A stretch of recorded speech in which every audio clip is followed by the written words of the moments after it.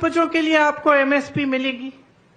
क्या आपने सोचा था कि आपकी संस्कृति पूरे देश भर में फैलेगी, कि आपकी पहचान एक अलग पहचान बन जाएगी?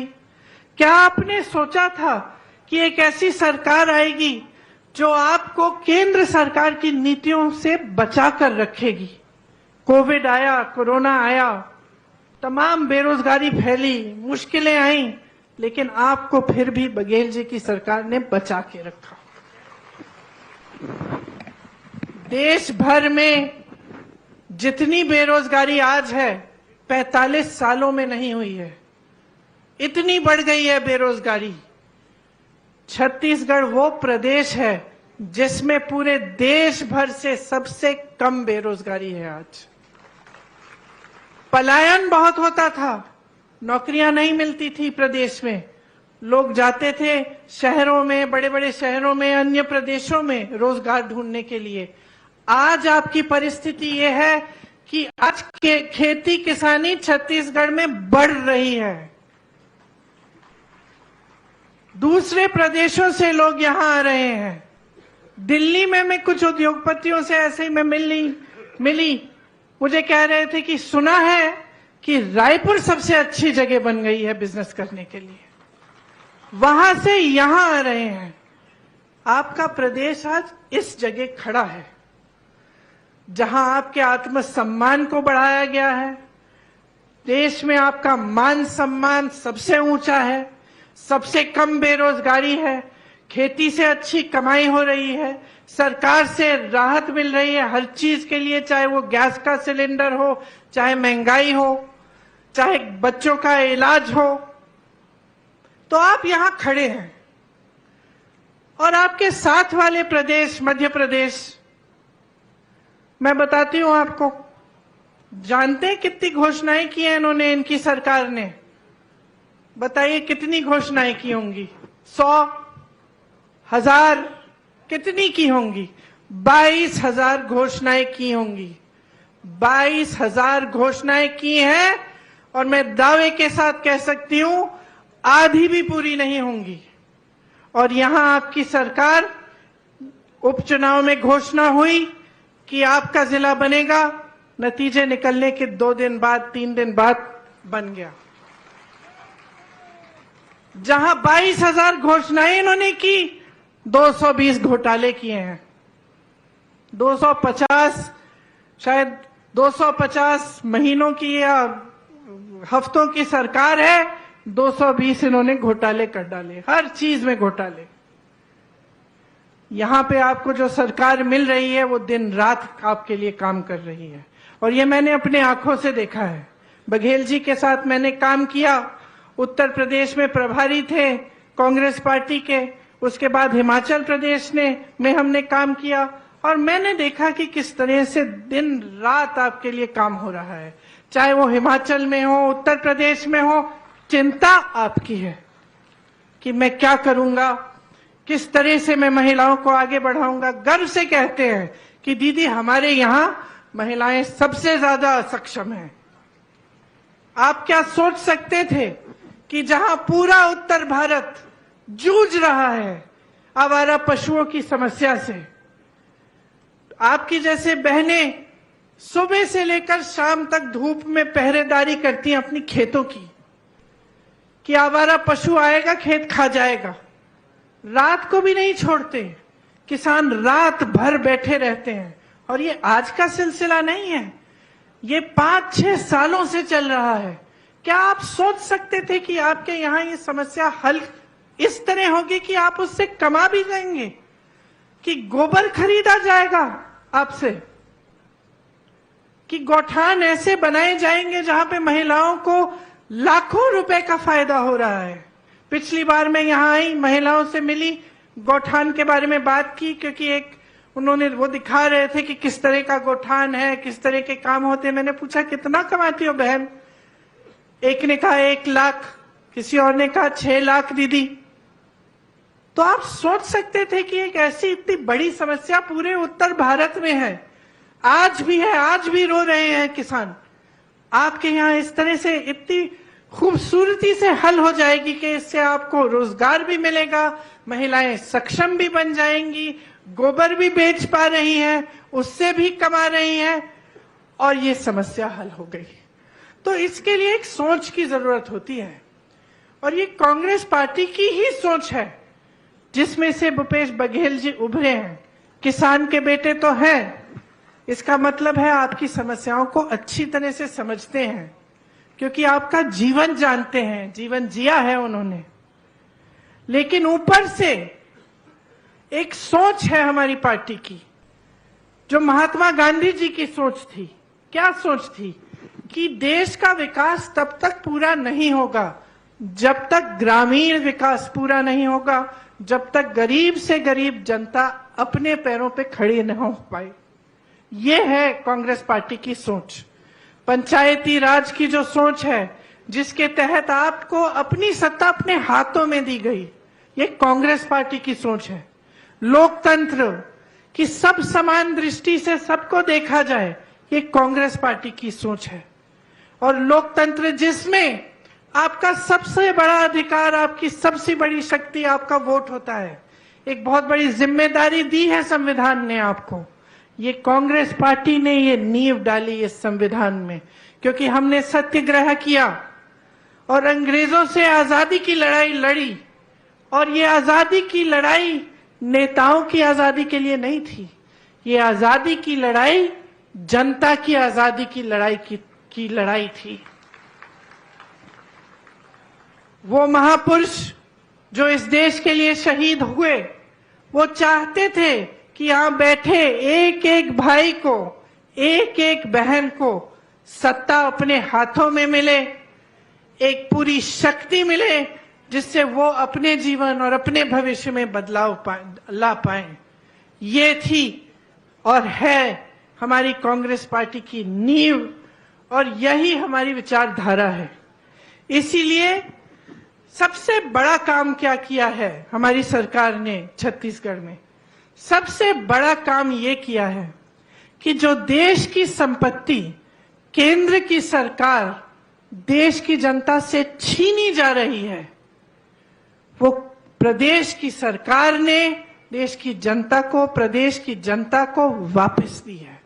सबसे बड़ा काम ये किया है कि जो आपकी संपत्ति है, आपका पैसा है, आप ही के जेब में गया है। ये योजनाएं जिनके बारे में हम बात करते हैं, चाहे रोजगार की योजना हो, चाहे महंगाई को कम करने की योजना हो, चाहे महिलाओं के विकास की योजना हो, ये सब क्या है? इसके लिए पैसे कहां से मिलते हैं? ये सरकार के पैसे सरकार जनता को दे रही है। जब हम सब्सिडी की बात करते हैं कि आप सिलेंडर को फिर से जब भरने जाएंगे आपको 500 रुपए मिलेंगे, इसका मतलब है कि हम जो आपकी संपत्ति है, जो सरकार के पास पड़ी है, उसमें से निकालकर आपको वापस पैसे दे रहे हैं। लेकिन केंद्र की सरकार क्या कर रही है? वही संपत्ति छीनकर बड़े बड़े उद्योगपतियों को दे रही है। तो अडानी जैसे जो बड़े बड़े उद्योगपति हैं, जिनको सारी खदानें दी जाती हैं, सारे बंदरगाह, सारे हवाई अड्डे, सारे बड़े बड़े कंपनियां, सरकारी कंपनियां, ये तो आपकी संपत्ति है जो दी जा रही है। आपको रोजगार मिलता था वहां से, आपके बच्चों का भविष्य बनता था, आपको पेंशन मिलता था। तो ये सब संपत्ति जो आपकी है, ये इन बड़े बड़े उद्योगपतियों को सौंपी जा रही है, कौड़ियों की दाम पे बेची जा रही है और देश की जनता कुछ कर नहीं पा रही है। देखती जा रही है कि एक के बाद एक, चाहे BHL हो, HAL हो, रेलवे हो, कुछ भी हो, एक के बाद एक बड़े बड़े उद्योगपतियों के हाथों में जा रही है। हम समानता की बात करते हैं, हम कहते हैं कि सबको शक्ति मिलनी चाहिए, सबको सत्ता मिलनी चाहिए। जो जनता की संपत्ति है वो योजनाओं द्वारा जनता के लिए कार्य करके, विकास करवा के जनता के हाथों में वापस जाना चाहिए। ये लोग कहते हैं उठा के अपने उद्योगपति मित्रों को दे दो, तभी तो बेरोजगारी बढ़ रही है, क्योंकि जहां से रोजगार बनता है वो सब माध्यम इन्होंने बंद कर दिए हैं। तो अब आगे भविष्य में क्या किया जाए? अगर आप सोच समझ के नहीं सोच, अपना वोट अपने विवेक से आप नहीं वोट देंगे, तो आगे जाके छत्तीसगढ़ में यही नौबत आएगी। जितना काम सरकार ने किया है, आज जितने बड़े बड़े काम आपके लिए किए गए हैं, वो सब ठप हो जाएंगे, सब बंद हो जाएंगे। आज आपके प्रदेश को देख के लोग कहते हैं छत्तीसगढ़ का मॉडल गुजरात मॉडल से कहीं अच्छा है। वो तो दिखावे का मॉडल था, उसमें सब सुनहरा दिखता था, लेकिन हमने देख लिया है कि क्या हुआ।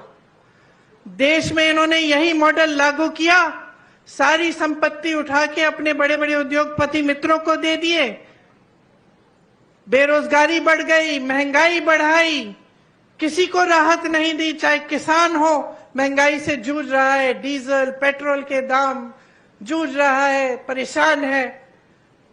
चाहे युवा हो, रोजगार नहीं मिल रहे हैं। आपके यहां जैसे मैंने कहा, धान जो खरीदा जा रहा है सबसे ज्यादा 2640 रुपए का जो है, सबसे ज्यादा छत्तीसगढ़ में है। आज लाखों किसानों को 23,000 करोड़ रुपए तक इनपुट सब्सिडी दी गई है। लाखों किसानों को का कर्ज माफ किया गया है, 10,000 करोड़ रुपए तक कर्ज माफ किया गया है। बिजली बिल आधा किया, 5 लाख कृषि मजदूरों को 7,000 रुपए प्रति वर्ष दिया गया। वन उपज के जरिए आपको आपकी आय बढ़ाई गई। मिलेट प्रोडक्शन के बड़े बड़े प्लांट लगाए गए। बस्तर जो हिंसा के लिए जाना जाता था, आज अपने मिलेट के लिए जाना जा रहा है, अपनी संस्कृति के लिए जाना जा रहा है। इतने सारे बड़े बड़े काम किए। क्या आप चाहते हैं कि ये सब काम रुक जाएं? क्या आप चाहते हैं कि एक ऐसी सरकार आए जो 22,000 घोषणाएं करे लेकिन एक काम न कर पाए? क्या आप ये चाहते हैं? क्या आप चाहते हैं कि जो छत्तीसगढ़ का किसान है वो इसी तरह परेशान किया जाए जिस तरह पूरे देश भर में भाजपा की सरकारें किसानों को परेशान कर रही हैं? क्या आप चाहते हैं कि आप मेहनत से अपने बच्चों को पढ़ाएं लिखाएं लेकिन उन्हें रोजगार ही न मिले, कोई संभावना ही ना हो कि अपना भविष्य बना पाए, जैसे तमाम भाजपा के प्रदेशों में है? या आप चाहते हैं कि इस तरह की सरकार आपके यहां चले जो आपके लिए दिन रात काम करे? आपको समझना पड़ेगा कि आप कहां पे हैं और आगे आपको कहां चल के जाना है। अगर 5 सालों के लिए एक ऐसी सरकार आ जाए जो आपके हित में काम न करे, तो नुकसान किसी नेता का नहीं होगा, नुकसान आपका होगा, आपके बच्चों का होगा, आपके भविष्य का होगा। महिलाओं के लिए मेरी बहनें बैठी हैं, कितनी अच्छी अच्छी योजनाएं हैं, सब बंद हो जाएंगी क्योंकि महिला को आगे बढ़ाना इनके जहन में ही नहीं है। आप देख लीजिए, मध्य प्रदेश जैसे 18 सालों से इनकी सत्ता है मध्य प्रदेश में, क्या किया इन्होंने महिलाओं को आगे बढ़ाने के लिए? सबसे ज्यादा हिंसा वही है महिलाओं पे। हर रोज 17 बलात्कार होते हैं, सुरक्षा ही नहीं है। लेकिन चुनाव से पहले, चुनाव से 2 महीने पहले लाडली बहना योजना निकाल दी कि हम आपको आपके खाते में हर महीने थोड़े से पैसे डालेंगे। क्या समझते हैं कि महिलाएं बेवकूफ हैं? 18 सालों से आपने कुछ नहीं किया महिलाओं के लिए। चुनाव आ रहा है, 2 महीने पहले आपने योजना निकाल दी और आप सोचते हैं कि महिलाएं आपको धड़ाधड़ वोट दे देंगी। ये सोच है इनकी। और यहां की सोच 10,000 गौठान बनाए हैं जिससे आपको रोजगार मिलता है, आपका हुनर बढ़ाया जाता है, आपको रोजगार देने का काम किया है। मैं बात कर रही थी बघेल जी से कि आरक्षण होना चाहिए महिलाओं के लिए सरकारी नौकरियों में। कहते हैं यहां तो पहले से है, यहां तो सबसे ज्यादा नौकरियां, सबसे ज्यादा सक्षम महिलाएं हैं। तो ये एक सोच होती है। सोच ये है कि आपको आगे बढ़ाना है, आपका विकास करना है। ये सोच नहीं है कि चुनाव आएगा घोषणा कर देंगे, लोगों को फुसला देंगे, चुनाव आ रहा है धर्म की बात कर लेंगे, लोगों का ध्यान भटका देंगे, लोगों के जज्बात धर्म से जुड़े ही हैं। हमें वोट मिल जाएगा, सत्ता में रह जाएंगे, बाकी बाद में देखा जाएगा। ये सोच नहीं है, ये भाजपा की सोच है और ये सोच हमने बार बार बार बार देखी है। एक मुख्यमंत्री आपके, एक सरकार आपकी जो आपके लिए काम करके दिखाना चाहती है, जिन्होंने जो कहते हैं कि मेरे से कुछ भी सवाल पूछ लो, समस्या है आकर बताओ, उसको सुलझाने का रास्ता मैं निकालूंगा। और दूसरे वो जो सिर्फ आपका ध्यान भटकाने का काम करते हैं। दो चीजों में बहुत फर्क है बहनों, क्योंकि जब नेता को मालूम हो जाता है ना कि उसे काम करने की जरूरत नहीं है, कि चुनाव आएगा, मैं कोई अच्छी सी घोषणा कर दूंगा, मैं धर्म की बातें कर दूंगा, लोगों में भय, दिलों में भय डाल दूंगा और बोलूंगा कि भाई तुम्हारे धर्म को सुरक्षित रखने वाला मैं हूं और धर्म के आधार पर मैं वोट मांग लूंगा तो मेरी नैया पार हो जाएगी। वो बहुत अलग तरह का नेता होता है।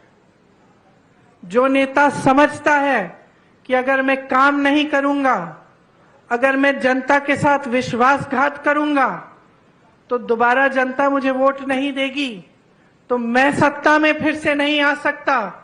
एक नेता वैसा हो जो मन में जनता के लिए श्रद्धा रखता है, जो जनता का आदर करता है, जो दिल से चाहता है कि जनता की समस्याओं का हल किया जाए, वो बहुत अलग तरह का नेता होता है। ये दो अलग अलग राजनीति हैं बहनों और भाइयों, और आप जहां खड़े हैं आपके सामने यही दो रास्ते हैं। एक राजनीति जो आपका ध्यान भटकाएगी, जो आपको आगे बढ़ाने की बातें करेगी, लेकिन जब Congress party OBC, SC, ST के लिए जातिगत जनगणना की बात करेगी तब चुप हो जाएंगे। हम क्या कह रहे हैं? हम कह रहे हैं कि गिनती कर लो, देश में गिनती कर लो, कितने ओबीसी हैं, कितने एससी हैं, कितने एसटी हैं, कौन कौन क्या क्या है, ताकि जब योजनाएं बने, जब रोजगार बांटे गए, जब ये सब काम हो तो अच्छी तरह से न्यायपूर्वक हो। अगर गिनती ही नहीं होगी, अगर हमें मालूम ही नहीं कि हमारे गांव में कितने बच्चे हैं, कितने शिक्षित हैं, कितने नहीं हैं, कितने कुछ भी, ये गिनती नहीं होगी तो हम उस गांव का विकास कैसे करेंगे? तो हम ये सवाल उठा रहे हैं कि जातिगत जनगणना करो। बिहार में जब गिनती हुई तो पता चला 84% ओबीसी, एससी, एसटी हैं। अब 84% ओबीसी, एससी, एसटी हैं, लेकिन आप जितने भी देश के बड़े बड़े आप देखो, चाहे आप उद्योगपतियों को देखो, चाहे मीडिया वालों को देखो, चाहे आप सरकार के सचिवों को देखो, चाहे कहीं भी देखो, तो ये 84% आपका प्रतिनिधित्व नहीं दिखता। तो सारी हमारी कांग्रेस की पार्टी कह रही है कि गिनती करो। भाजपा जो सालों से कहती चली आ रही है कि हम ओबीसी वर्ग, एससी वर्ग, एसटी का उत्थान करना चाहते हैं, मना कर रहे हैं, कह रहे हैं कि नहीं करनी, गिनती ही नहीं करनी। अरे गिनती नहीं करोगे तो विकास कैसे करोगे? महिला आरक्षण की बात करते हैं, बिल पास कर देते हैं और धूमधाम से मीडिया बाजी, मोदी जी को सब महिलाएं नमस्कार कर रही हैं कि आपने क्या कर दिया, किसी ने नहीं किया आपसे पहले। बाद में पता चलता है कि ये पास तो हो गई, 10 सालों के लिए लागू नहीं होगी, तो 10 सालों के लिए महिलाओं को अधिकार ही नहीं मिलेगा। तो मीडियाबाजी हो जाती है, प्रचार हो जाता है, पब्लिसिटी हो जाती है, जमीन पर काम नहीं उतरता। बहनों और भाइयों, ये इनकी राजनीति है और एक हमारी राजनीति है जो आप में फूट फैलाना नहीं चाहती। हम आपको अलग नहीं करना चाहते, हम चाहते हैं कि आप सब एक हो और एक होकर आपका विकास हो। हम चाहते हैं कि महिलाएं, ओबीसी, एससी, एसटी, सारे वर्ग, सबका विकास हो, गरीब से गरीब के घर में रोजगार हो, थोड़ा सा पैसा हो कि कम से कम आगे भविष्य में कुछ उम्मीद रहे। हम चाहते हैं कि आप आगे बढ़ें और आपको इस तरह की परेशानियां न हो जो आप पे थोपी जाती हैं, और ऐसी नीतियां न हो जो आपकी सारी संपत्ति जो आपका है, आपके देश को, आपकी सत्ता को आपके हाथों से छीन ले और बड़े बड़े उद्योगपतियों को दे। यहां ओपीएस लागू है, जो सरकारी अधिकारी हैं वो सब जानते हैं, वहां मेरे पुलिस कर्मी भाई खड़े हैं, वो सब जानते हैं कि एक ही मांग है आज इनकी, कि हमें पुराना पेंशन दे दो। क्योंकि हम 20 साल काम करते हैं, दिन रात एक करते हैं, हम भी देश की सेवा कर रहे हैं, तो हमें बुढ़ापे में थोड़ी सी सुरक्षा चाहिए। इसीलिए तो हमने जब हम नौजवान थे हमने सरकारी नौकरी ली। आज आप कह रहे हो कि पुराना पेंशन नहीं मिलेगा और हमारा पेंशन सुरक्षित ही नहीं रहा। और इनकी भाजपा की सरकारों वाले प्रदेश में कोई सुनवाई नहीं है।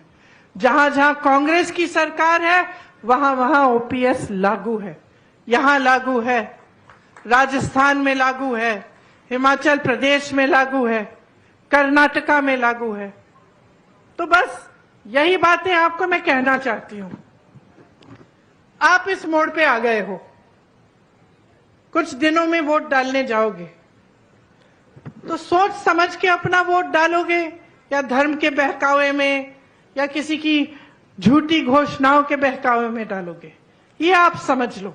जो आपके सामने है, जो आपने 5 सालों से सरकार देखी है, जिसने आपका मान सम्मान बढ़ाया है, आपके पूरे देश और दुनिया में आपका नाम बनाया है, आप इस सरकार को 5 साल और मौका देंगे कि आपके लिए और भी मजबूती से काम करे, या फिर आप ऐसा रास्ता पकड़ेंगे जो आपको विकास नहीं, आपको सिर्फ परेशानियों का जीवन और मुश्किलों का जीवन देगा। आप सोच समझकर अपना वोट डालिए। जिस दिन आप वोट डालने के लिए जाएंगे, मेरी बातों को, बघेल जी की बातों को और साहू जी की बातों को जरूर याद रखना, क्योंकि ये वोट आपका है और आपके लिए है। प्रदेश आपका है, इसमें कितना अच्छा हो सकता है वो आप देख चुके हैं, और भी देखने को बाकी है। बहुत और काम हो सकता है आपके सहयोग से, और इससे पहले जो हो रहा था वो भी आपने देख लिया है। आसपास के प्रदेशों में जो हो रहा है वो भी आपने देख लिया है। तो सोच समझकर जागरूक बन के अपना वोट डालिए। और मैं जानती हूं कि आप जब जागरूक बन के अपना वोट डालेंगे तो आपका वोट सिर्फ और सिर्फ कांग्रेस पार्टी को जाएगा, और एक बार फिर कांग्रेस की सरकार आपके प्रदेश में आएगी, और आप देखेंगे कि जो घोषणाएं मैं आज करके जा रही हूं, एक नहीं सारी की सारी पूरी होंगी। आप सबको बहुत बहुत धन्यवाद। बहुत ध्यान से आपने बातें सुनी, ज्यादा समय नहीं लेना चाहती। जय हिंद।